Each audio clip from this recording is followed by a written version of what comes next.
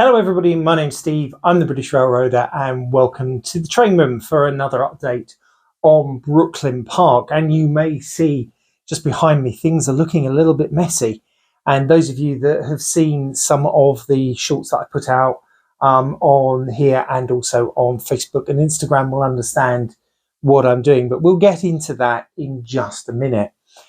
Firstly, before I start, I need to do a shout out to three different people. Now, the first one is a guy called Sam, known as SBJ, and he has a YouTube channel called Emperor's Path. I'm going to put a link in the description. Now, Emperor's Path is all about modelling Southern Region Network Southeast, which will mean nothing to my American friends, maybe something to some of the Australians out there. But basically, Network Southeast was the part of British Rail that operated trains in and around London and the southeast of England back in the 1980s and 1990s. It's the railway that I remember travelling on when I was a teenager, and my last British layout was actually based on Network Southeast. Sam does it from the perspective of lines running south of London. So these are models of multiple units powered by a third rail. Really, really great stuff. The man is a master weatherer. So the channel's name is Emperor's Path. As I said, link will be in the description. I also want to give a shout out to two other YouTubers. One is, now let me get this right, is Nico Esposito, and he does Nico's Railfanning, and Nico basically films this person is out at all hours filming the New York and Atlantic Railroad and the trains just going past. They've provided me with some fantastic visual information about the railroad, and they're really helpful. They're really helpful as well. I've contacted them and said, have you got any information about the New York and Atlantic? And they got straight back to me with all the different train numbers, etc. Another person who did the same is a guy called, and I'm going to get his name right, Dave Barazza. Again, I will put a link in the description to his YouTube channel. Now, Dave models the Long Island Railroad in general, has got some New York and Atlantic Railroad locos, etc. on his layout. And again, when I put this call out for information about the New York and Atlantic Railroad, he got straight back to me. So these three guys, they are really, really helpful. Sam and I are often bantering on Instagram or Facebook, normally taking the mickey out of each other, which is always quite good fun.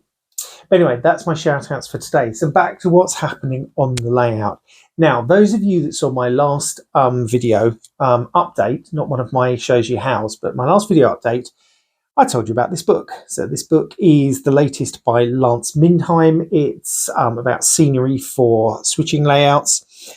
And as you can see, I've got a piece of paper. I'm about halfway through it, and it has really inspired me to actually get going on some of the scenery on the layout. There were a lot of, quite frankly, blank spaces on the layout, and I've decided that I need to get these filled in. And one of the things that Lance says is just get some scenery down. You can always change it later. So that's kind of what I'm doing. I am using whatever I've got. Some of it has turned out to be not as good as I thought it was. There was some stuff which I've had to take up, but basically as soon as I put on the fixative, it started leaking green everywhere and it just looked wrong. Talking of which, I'm going to talk very quickly about what I fix stuff down with. Now, I've always traditionally used this stuff. So this is PVA glue. I think you call it white glue in the States. It costs pennies. I mean, I think this whole bottle was a couple of quid. And it's great. And it's very useful. And I will still use it for various bits and pieces. But when you're laying scenery, it can discolour it.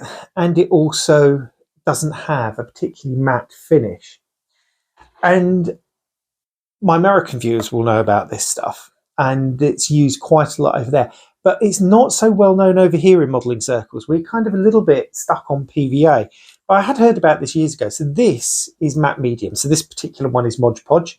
There are others available. I think, here we go, over here, Winsor & Newton make it as well.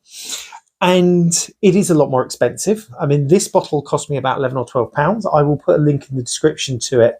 I got this off of Amazon UK.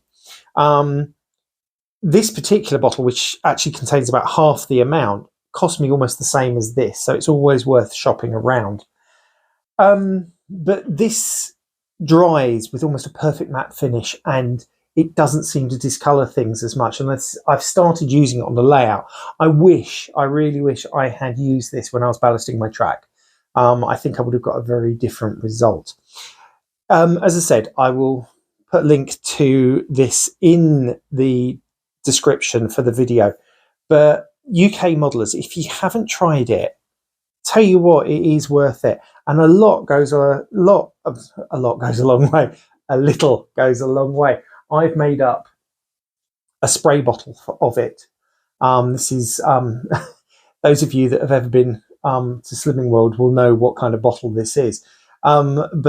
Basically, you mix 1 part of the matte medium to 2.5 parts water with just a drop of washing up liquid in there. It's great. I have had to unclog the sprayer a couple of times, but easy enough to do. So I think what I'm going to do now is move you over to the layout and show you exactly what I've been up to over the last few days. Okay, so we've moved over to the model railway. And the first thing you'll notice is a lack of trains. Yes, there's one centre beam there, but that's kind of there for clearance testing. So I come around here. So this just here is where that new building that I've been working on is.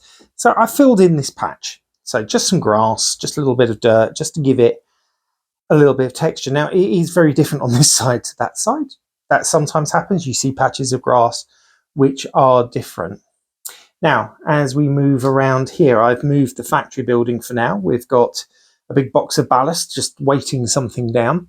But what I've done over here is I've just literally just put down some sand and some soil, and it's natural soil that's been baked and sieved, and I did that not long ago, so it's still drying. It's glued down with some PVA glue, which will hopefully keep it nicely in place. There's a little gap there. I've decided that my little shed is going to go there. And then coming forward between the tracks here, I'm just going to move this out of the way. You've got some very different terrain. So you've got at the front here, this is a little bit more scrubby, and over the back here we've got a bit more grass. Now again, so this front bit was done the other day. This bit I've just done today. I've also over here, I've ballasted this section of track. This is just cardboard, which needs to glue down a little bit better, so I'll work on that. And that cardboard's all going to be painted and done up so that the building can sit on it. But that's that. Now up here you will see a length of track and a New York subway car. Managed to pick one of these up. This is one of the lifelike ones. Quite often on the Bay Ridge branch you'd see old cars being transferred. So I just thought, I'll just grab one. Now my plan is to put a school up here, but someone said to me, oh, that embankment looks like a disused railway. You know, it'd be quite good if you could, you know, replicate that somehow. And in my mind, it was never a disused railway, but there's a little part of me that wouldn't mind just here, perhaps having a little bit of a railway station. I mean, it would be totally impractical and totally fictitious. You wouldn't have that just here, but it's just something I wouldn't mind thinking about, but probably won't happen. But there you go. It's nice just to put things in place. Now, as we come around to this side of the layout, you will notice it looks like an absolute bomb's hit it. So at the moment, everything's been moved up this end. I've got one loco out just for test runs. That's my GP38-2. But here we've got boxes and boxes of static grass, grass tufts, various different textured soils and whatever. What I've got in here is leaf litter. And that's actual real leaves that I ground up and sieved. It took forever and caused an absolute mess. But it's done. You can see in the background, just behind the old factory here, that green building. So that's the building that I was working on the other day. Don't worry about it being so bright green and the brick being bright red. It's all going to be toned down. It's just in those early stages of painting, a bit like that blue box over there, which has just been that colour for a long time. So nothing much has happened up this end. I do still have a length of track to ballast. That's over there by the logistics centre. And obviously, I mean, this factory building needs finishing. It's, you know, I've barely scratched the surface of it when it comes to building it. But there we go. So that's where I am with the layout at the moment. Okay, that's it for this update. Thanks for watching. If you enjoyed the video, please give it a thumbs up. If you haven't done so already, please consider hitting subscribe. The more the merrier. That's exactly what I say. But that's it for this update. Happy 2024. This is my first video of 2024, so I hope you had a good Christmas and the New Year. And I hope to see you for a lot more content this year. But this is me, Steve, the British Railroader, saying goodbye for now from the Model Railway Room. Bye-bye.